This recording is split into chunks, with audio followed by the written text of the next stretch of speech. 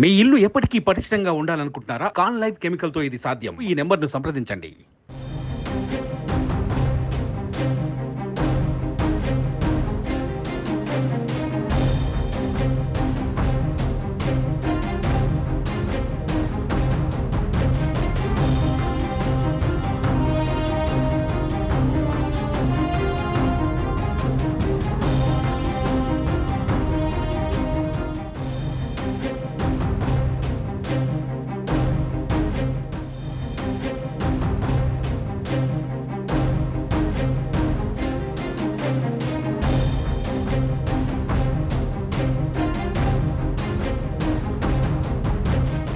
ఏపీలో సార్వత్రిక ఎన్నికలు రసవత్తరంగా సాగుతున్నాయి. కూటమిలో భాగంగా జనసేన ఇప్పటి వరకు 19 అసెంబ్లీ స్థానాలకు అభ్యర్థులను ప్రకటించగా 2 సీట్లు పెండింగ్లో ఉన్నాయి. అవనిగడ్డ, పాలకొండ సీట్లపై కసరత్తు కొనసాగుతుంది. అయితే అవనిగడ్డలో కీలక పరిణామాలు చోటు చేసుకుంటున్నాయి. టీడీపీ సీనియర్ నేత జనసేన తరపు ఎన్నికలలో పోటీ చేస్తారంటూ ప్రచారం జరుగుతోంది.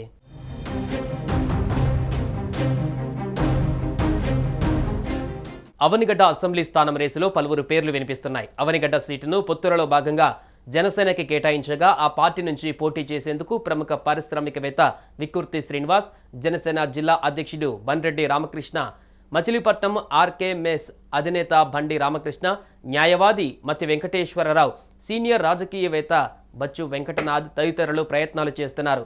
కొద్ది రోజుల క్రితం జనసేన ఐవీఆర్ఎస్ సర్వే నిర్వహించగా అందులో విక్కుర్తి శ్రీనివాస్, బండి రామకృష్ణ, బండ్రెడ్డి రామకృష్ణల పేర్లు ఉదహరించగా వారిలో ఎవరో ఒకరికి జనసేన పార్టీ అభ్యర్థిత్వం ఖరారు అవుతుందని ఆ పార్టీ శ్రేణులు భావించాయి. అనూహ్యంగా టీడీపీ నేత మండలి బుద్ధప్రసాద్ పేరు తెరపైకి రావడంతో జనసేన సీటు ఎవరికి ఖరారు అవుతుందోనన్న విషయం ప్రధానంగా చర్చనీయాంశమైంది.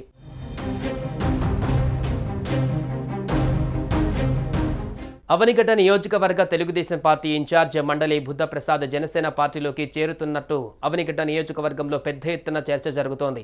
అవనిగడ్డ నుంచి 2009, 2014లో ఆయన ఎమ్మెల్యేగా ఎన్నికయ్యారు. గత తెలుగుదేశం ప్రభుత్వంలో బుద్ధప్రసాద్ ఉప సభాపతిగా పనిచేశారు. పార్టీ ఓటమి చెందిన అనంతరం అవనిగడ్డ నియోజకవర్గంలో ప్రజా సమస్యలపై ఆందోళనలలో ముందుంటారు. అవనిగడ్డ నియోజకవర్గంపై గట్టి పట్టు కూడా ఉంది. ఆయనకు టికెట్ ఇస్తేనే విజయావకాశాలు ఎక్కువ ఉంటాయని జనసేన పార్టీ భావించినట్టుగా తెలుస్తోంది. త్వరలోనే పవన్ కళ్యాణ్ సమక్షంలో మండలి బుద్ధప్రసాద్ టీడీపీ నుంచి జనసేనలో చేరనున్నారని సమాచారం. ఆయనకు అవనిగడ్డ సీటు ఇచ్చేందుకు అంగీకారం కుదరడంతో జనసేనలో చేరుతారని చెబుతున్నారు.